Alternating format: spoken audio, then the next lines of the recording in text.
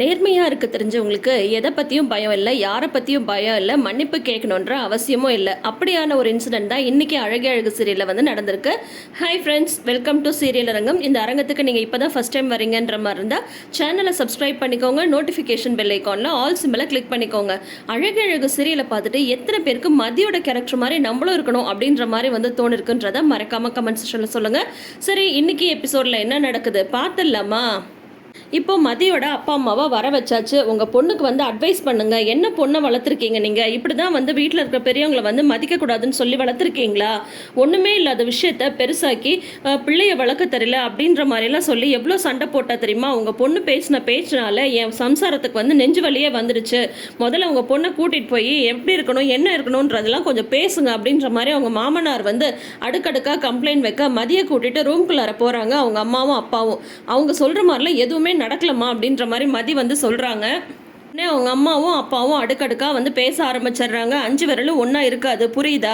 அதனால நீ பிறந்த வீட்டில் எப்படி இருந்தியோ அதே மாதிரி இங்கேயும் இருக்கணும்னு நினச்சா அது கண்டிப்பாக முடியாது மதி. கல்யாணம் பண்ணி வந்த இடத்துல கொஞ்சம் அட்ஜஸ்ட் பண்ணி தான் போய் ஆகணும் அப்படின்னு சொல்லும்போது, நானும் அவங்கள வந்து கல்யாணம் பண்ணி வைக்க சொல்லி சொன்னேன். நீங்களா கல்யாணம் பண்ணி வச்சுட்டு என்ன வந்து மாற்றணும்னு நினச்சா அது எப்படி?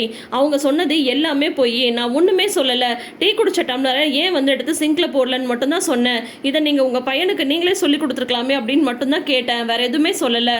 மற்றபடி அவங்க சொல்கிறது எல்லாமே அவங்களா கற்பனை பண்ணி பேசுறது தான் அப்படின்ற மாதிரி மதி வந்து சொல்கிறாங்க. சரி, அவங்க அந்த மாதிரி சொன்னதாகவே இருக்கட்டுமே. ஏன் நம்ம வீட்டில் நான் வந்து வேலை செய்கிறது இல்லையா? நீ தான் அந்த எடுத்து சிங்கில் போட்டால் என்ன இப்போ அப்படின்னு சொல்லும்போது, நான் வந்து வேலை செய்கிறதுக்கு செய்ய மாட்டேன்னு எப்போவுமே சொன்னதில்லை. நீ வந்து வீட்டில் எவ்வளவோ வேலை செய்கிறதா நான் இல்லைன்னு சொல்ல. ஆனால் உனக்கு ஒரு நேரம் வரும்போது அப்பா உனக்கு எவ்வளோ ஹெல்ப் பண்ணுறாருல, அந்த மாதிரியும் இங்கே வந்து நடக்குது. இந்த வீட்டில் அந்த மாதிரி கிடையாது. எல்லா வேலையும் வந்து பொண்ணுங்க தான் செய்யணும் அப்படின்ற மாதிரி தான் இந்த வீட்டில் வந்து இருக்குது. அந்த மாதிரிலாம் என்னால் வந்து கண்டிப்பாக இருக்கவே முடியாது அப்படின்ற மாதிரி மதி வந்து சொல்கிறாங்க. வீட்டு வேலை செய்கிறதுக்கோ இல்லை சமையல் பண்ணுறதுக்கோலாம் நான் வந்து எதுவுமே சொல்லவே இல்லை. அவங்கவுங்களோட வேலையை அவங்கவுங்க செய்யணும்னு மட்டும் தான் சொல்கிறேன். அது கூட இந்த வீட்டில் வந்து செய்யலைன்னா எப்படி? ஆனால் அது மட்டும் இல்லை, இந்த வீட்டில் வந்து பொண்ணுங்களை மதிக்கிறதே கிடையாது. அவங்க என்ன நினைக்கிறாங்களோ அதை தான் வந்து செய்யணும் அப்படின்ற மாதிரி வந்து யோசிக்கிறாங்க. ஆம்பளைங்க சொல்கிறத தான் பொண்ணுங்க கேட்கணும் அப்படின்ற மாதிரி அவங்க வந்து யோசிக்கிறாங்க. ஒரு சின்ன டம்ளரை கூட எடுத்துகிட்டு போய் சிங்கில் வந்து போட மாட்டாங்களா? எது சொன்னதுக்கு இவ்வளோ பெரிய பிரச்சனை வந்து பண்ணுறாங்க. இதுக்காக வந்து ஆவுன்னா உங்களை வேற கூப்பிட்டுறாங்க. நீங்கள் ஏன் இங்கே வரீங்க? கூப்பிட்டா இனிமேலாம் வர முடியாது அப்படின்ற மாதிரி நீங்கள் சொல்ல வேண்டியது தானே அப்படின்னு மதி சொல்லும் போது, அப்படியெல்லாம் சொல்ல முடியாது மதி. நீங்கள் ஒரு உண்மையை வந்து சொல்லட்டுமா? உங்கள் அப்பாவுக்கு ஏற்கனவே உடம்பு முடியாமல் இருக்குது. ஒவ்வொரு தடவை இங்கேருந்து ஃபோன் வரும்போதும் இவர் வந்து பயந்துட்டே தான் ஃபோனை வந்து எடுக்கிறாரு. இவருக்கு ஏதாவது ஆகிடுமோ நான் வந்து பயப்படுறேன். யாருக்காக இல்லைனாலும் உங்கள் அப்பாவுக்காகவது நீ கொஞ்சம் அனுசரணையாக போ மதி, புரியுதா? இந்த வீட்டில் தான் நீ வந்து வாழ போகிற. அதனால் இனிமேல் இங்கேருந்து உன் மேலே எந்த ஒரு கம்ப்ளைண்ட் ஃபோனும் பண்ணாமல் பார்த்துக்கோ. ஒவ்வொரு தடவையும் அவங்க ஃபோன் பண்ணி கம்ப்ளைண்ட் பண்ணும்போது எங்களுக்கு எவ்வளோ கஷ்டமாக இருக்கும் நீ கொஞ்சமாவது வந்து நினச்சி பார்த்தியா? அந்த வீட்டில் உன் இஷ்டத்துக்கு உன்னை வந்து இருக்க விட்டுட்டோம். ஆனால் போகிற இடத்துலலாம் அந்த மாதிரி இருக்க முடியாதுன்றதை நீ எப்போ தான் புரிஞ்சுக்க போகிற? கொஞ்சம் விட்டு கொடுத்து போமதி. யாருக்காக இல்லைனாலும் உங்கள் அப்பாவுக்காக அப்படின்ற மாதிரி அவங்க அம்மா வந்து ரொம்ப கெஞ்சி சொல்கிறாங்க. நீ வா, நான் வந்து உன்னை வந்து சொல்லிவிட்டு நாங்கள் வந்து கிளம்புறோம் அப்படின்ற மாதிரி வந்து அவங்க சொல்லிட்டு வெளியில் வந்து கூப்பிட்டுட்டு வராங்க. வெளியில் கூப்பிட்டு வரும்போதே வந்து பார்க்கத்தா தங்கராஜ் வர உட்காந்துட்டு இருக்காரு. ஐயோ, இந்த மதியோட மாமியார் எல்லாரையும் வர வச்சுட்டாங்க. இப்போ தங்கராஜை பார்த்தாவே சும்மாவே மதியோட அப்பா அம்மா வந்து பயப்படுவாங்க இல்லையா? வாங்க சார் வாங்க அப்படின்ற மாதிரி வந்து சொல்கிறாங்க. என்ன ராஜசேகர், என்ன இதெல்லாம்? ஒவ்வொரு தடவையும் வந்து உங்கள் பொண்ணை ஏதாவது பிரச்சனை பண்ணிகிட்ருப்பாளா? உங்கள் பொண்ணை கூட்டிகிட்டு போய் நீங்கள் அட்வைஸ் பண்ணிங்களா இல்லையா? உங்கள் பொண்ணு காலேஜில் வேணால் டீச்சராக வந்து இருக்கலாம், வீட்டில் வந்தெல்லாம் அந்த மாதிரிலாம் இருக்க முடியாது. காலேஜில் இவ சொல்கிறதெல்லாம் வந்து எப்படி பசங்க கேட்குறாங்களோ அந்த மாதிரி வீட்டில் இருக்கிறவங்களும் கேட்கணும்னு நினச்சா எப்படி அது அப்படின்ற மாதிரி தங்கராஜ் வந்து சொல்ல, இல்லை இனிமேல் உங்கள் பொண்ணு அந்த மாதிரிலாம் நடந்துக்க மாட்டா. அவட்ட நாங்கள் பேசிட்டோம். இனிமேல் வந்து உங்களை பெரியவங்களெல்லாம் எதிர்த்தெல்லாம் பேச மாட்டா. நீங்கள் சொல்கிற மாதிரி கேட்பா அப்படின்ற மாதிரி வந்து அவங்க 2 பேரும் அவள் எதாவது தப்பு பண்ணியிருந்தால் மன்னிச்சிடுங்க அப்படின்ற மாதிரி வந்து கேட்குறாங்க. உடனே வந்து சரி நீங்கள் கிளம்புங்க அப்படின்னு எடுத்த வார்த்தைக்கு சொல்லிடுறாங்க. இவங்களுக்கு வந்து ரொம்ப அதிர்ச்சியாக போயிடுது. நாங்கள் போயிட்டு வரோம் அப்படின்னு சொல்லிட்டு சொல்கிறாங்க. யாரும் அதுக்கு பதிலே சொல்கிறதில்ல. போயிட்டு வரோம் மாப்பிள்ளைன்னு சொன்னால் சுரேஷ் முகத்தை திருப்புறாரு. போயிட்டு வரோம் சம்மந்தின்னு சொன்னால் அவங்க 2 பேரும் முகத்தை திருப்பிக்கிறாங்க.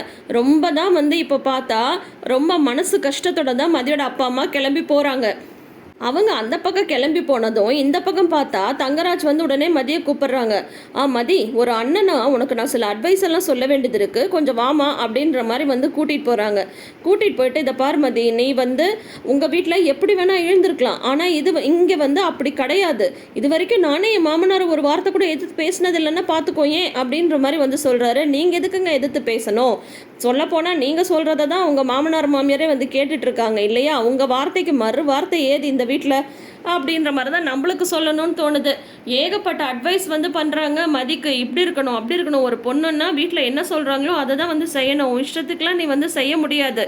எதுக்கு அவங்கள வந்து எதிர்த்து பேசுகிற? அவங்க சொல்கிற மாதிரி கேட்டு நட அப்படி இப்படின்னு ஏகப்பட்ட அட்வைஸ் சொல்கிறாங்க. மதி வந்து எதுக்குமே பதில் சொல்லாமல் தான் இருக்காங்க.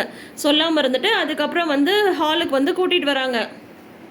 மாமா, நான் மதிக்கிட்ட பேசியிருக்கேன். இனிமேல் அவள் அந்த மாதிரி எதிர்த்தெல்லாம் எதுவுமே வந்து பேச மாட்டா.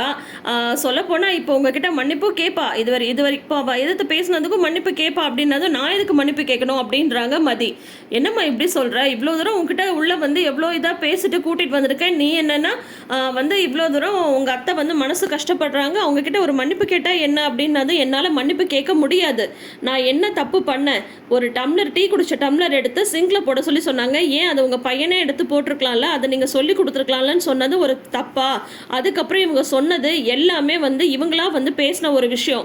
அதுக்காக நான் எதுக்கு மன்னிப்பு கேட்கணும்? என்னால் மன்னிப்பு கேட்க முடியாது அப்படின்னு சொல்லும்போது பார்த்தீங்களா எல்லாரும் மறுபடியும் வந்து எங்களை வந்து எதிர்த்து பேசுகிறா, மன்னிப்பு கூட கேட்க முடியாதுன்னு சொல்கிறா, இவளை வந்து இவங்க அப்பா அம்மாவோடையே அனுப்பியிருக்கணும் அப்படின்னு சொல்லிட்டு அவங்க மாமியார் சொல்ல உடனே அவங்க மாமனார் வந்து மன்னிப்பு இப்போ கேட்க முடிஞ்சா நீ இந்த வீட்டில் இல்லைன்னா வீட்டை விட்டு போ அப்படின்னதும் நான் எதுக்கு வீட்டை விட்டு போகணும்? என்னால் வந்து வீட்டை விட்டு போக முடியாது அப்படின்னு சொல்கிறாங்க மதி. உடனே சுரேஷ்க்கு வந்து கோவம் வந்துடுது. இவ்வளோ தூரம் சொல்லிட்டே இருக்காங்க எல்லாரும், அப்போ இஷ்டத்துக்கு எல்லாத்தையும் நீ வந்து செஞ்சிட்ருப்பியா? போ, முதல்ல வீட்டை விட்டு வெளியே போ அப்படின்னதும் மலர் வந்து பதறி போயிடுறாங்க. ஐயோ மதி, ஏன் மதி உனக்கு புரியவே மாட்டேங்குது? ஒரு சின்ன விஷயம், ஒரு மன்னிப்பை கேட்டு இந்த விஷயத்தை இதோட முடியேன். ஏன் நீ வந்து திரும்ப திரும்ப மன்னிப்பு கேட்க மாட்டேன்ற மாதிரி சொல்லி இந்த விஷயத்தை பெருசாக்கிட்டே போற அப்படின்னதும் போதுங்க, நிறுத்துங்க.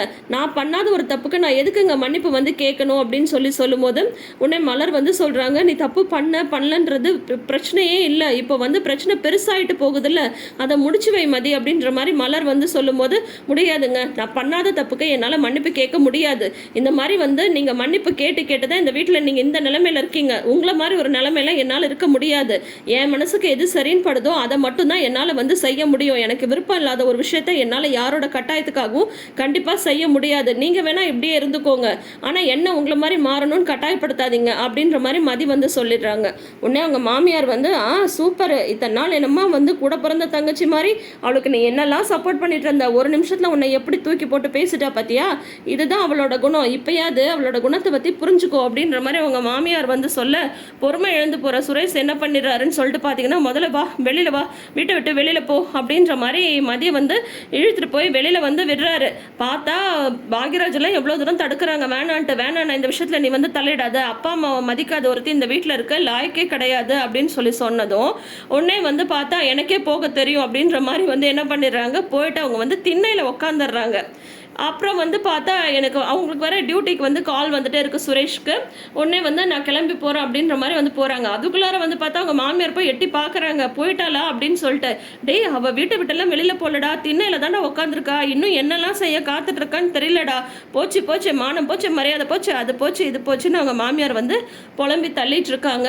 மதி வந்து எதுக்கும் அசர்ற மாதிரி வந்து தெரியல, ஸ்டபானா அப்படியே வந்து வீட்டு வாசல்ல அந்த திண்ணையில் வந்து உட்காந்துட்டு இருக்காங்க. இப்போ வந்து பார்த்தா அக்கம் பக்கத்தில் இருக்கிறவங்க எல்லாம் வந்து கேட்பாங்கன்ற பயத்திலேயே மதியம் வந்து உள்ளே கூப்பிட்டுருவாங்கன்னு நினைக்கிறேன். நீங்கள் என்ன நினைக்கிறீங்கன்றதை மறக்காமல் கமெண்ட் செக்ஷனில் சொல்லுங்கள். இப்போது மதியம் நடந்துட்டு இருக்கிற இந்த விஷயத்தை பற்றி உங்களோட கருத்துக்கள் என்னன்றதையும் மறக்காமல் கமெண்ட் செக்ஷனில் சொல்லுங்கள். தப்பு பண்ணாதவங்க எதுக்காகவும் பயப்பட தேவையில்லை, யாருக்காகவும் பயப்பட தேவையில்லை, வளைஞ்சு கொடுத்து போகணுன்ற அவசியமும் இல்லை அப்படின்றது தான் மதியோட ஸ்டாண்டு.